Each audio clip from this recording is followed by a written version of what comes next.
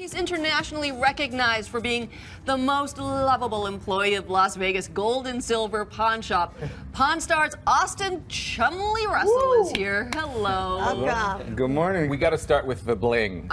Because Liza was in awe of the earrings. I want the watch. Tell us. The ID bracelet. I'm from Las Vegas. I forget how flashy every other place isn't. Did you get a deal on those? You know what? I got a deal on the bracelet and the earrings. The necklaces I all had to buy, not from the pawn shop, but I got a really good deal on them too. Everyone sells me gold for really cheap because they know how much I pay for it at the pawn shop. Right.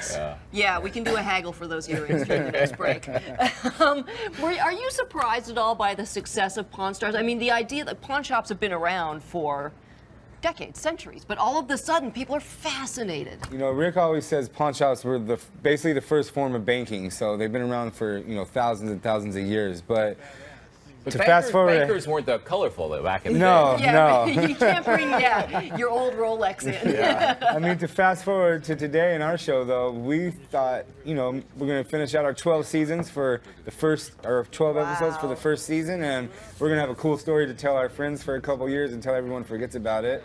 And here we are, almost 5 years later, and I mean, we're just about to sign our contract for 80 more episodes, and That's awesome. I know it premieres here in Canada, next week, and I think we're on like season 8 now. It's just crazy. And even after doing this show for so many years, do you still get shocked and surprised by some of the people who walk in? Some of the people and some of the stuff. I mean, you just never, we say you just never know what's going to walk through those doors, and you really don't. I mean, the same stuff walks through there, autographs walk through there all the time, but then you get something like JFK's cigar box. I mean, you're not even expecting JFK's cigar box. How do you begin to put a price on that? I don't. That's where we call in people, that's where, stuff like that is totally out of my realm. I wouldn't want to spend Rick's money. So Rick will call in someone that he thinks will know the most about it, and then he'll kind of listen to what they have to say, and he's real good at determining a price from gathering all the knowledge. Speaking of your expertise, I'm a huge video game fan, and I know you're the guy who knows all about that. And I saw the Virtual Boy in the clip and everything. What's the craziest video game thing that someone's brought to you? Probably the Atari, because we get a lot of stuff, but someone brought an Atari with literally 100 games. I mean, and I just sat there for, it had to be 2 weeks playing video games, making sure they all worked. So for the non-game people, so that's basically an antique, right? It's like the Commodore 64. Yeah. I begged for an Atari at Christmas. I remember. Really? Yeah, like circa 1982-ish, maybe. Yeah. What up from Palm? Yeah, no, that was it. Palm really? was it. Yeah. So I mean, that was the one right there that started gaming what it is. How did you get your nickname? My friend's dad just said, "Hey, Chumlee, you're not going nowhere till you eat dinner with us tonight." I've been hanging out with his son for a while, and it was just a funny thing. It's from the show Tennessee Tuxedo. Chumlee's the dim-witted sidekick walrus. Oh, no. So I can see how that it worked out for me. How did you get into the pawn business? I'm family friends with Corey for a long time. Rick's like a second dad to me. I was actually managing a McDonald's, and they decided they were going to open up a Quiznos.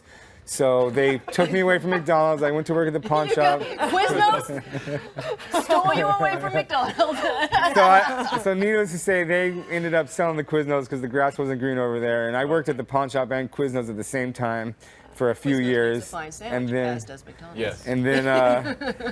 And then as soon as I was done there, the show pretty much just started at that point, and it was crazy from there. That's crazy. So you go from managing McDonald's to being like a reality. And I was just thinking, we have like some of the biggest stars of reality TV at this table this very moment. Dan from Big Brother. Dan here. Back to Chumlee. I appreciate it. Nike shoes, you're a big collector. What's the holy grail in your closet of shoes?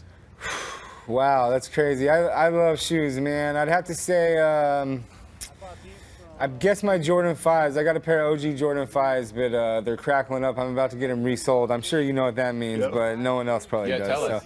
So, basically, you take a new shoe that has recently released, and they have the shoe originally came out like in the early 90s. So they'll take the bottom off the new shoe, they'll take the bottom off the old shoe, and they'll replace the old crusty bottom with the new sole. And basically this whole piece right here will get put on a an old shoe, so you can get this Nike check back because now they have the Jordan man on it. It's like body parts. It's a whole nother world. It's like collecting shoes. And you know I wiped the shoes down before I came in. Yeah, people are our trainer is crazy. Yes. For shoe, like we'll do the lineup and do the whole thing. Do people bring those into the pawn shop? People do bring their... shoes in because we filmed with a couple pairs, and so people bring them in. Yeah, I'm actually decided that I'm going to give a pair away on Twitter that we bought at the pawn shop. So I bought a pair of Jordans on the pawn shop. I don't know if you saw that.